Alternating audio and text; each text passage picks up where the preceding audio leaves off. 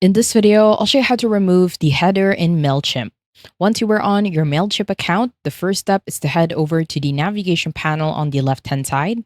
And down below, you want to click on the second option, which is Campaigns. Now, once you are on the Campaign section, what you need to do is simply head over to the campaign in which you want to edit or remove the header to. This will be my first campaign, which is a newsletter. Now, once you have your campaign, simply hover your mouse on it. On the right hand side, you will see a button for actions. In here, you want to click on edit.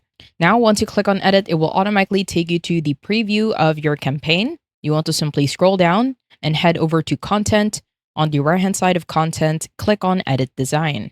Now, once you are on the edit design section, what you need to do is identify your header. You will know that a section is a header is if you hover your mouse at the very top, it will automatically have an identification that it is a header. What you can also do is simply head over to the left-hand side. At the bottom, click on sections. Once you are on the section, you want to head over to manage and click on header. Now, once you click on header, in order for you to remove it, there are two ways. The first way is through the sections area.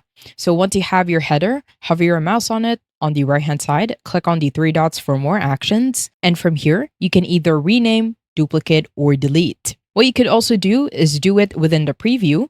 So on the preview, we will click on the header. Once you click on the header, on the right-hand side, you will see three dots for more actions. And at the bottom, it will also be the same thing, either rename, duplicate, or delete.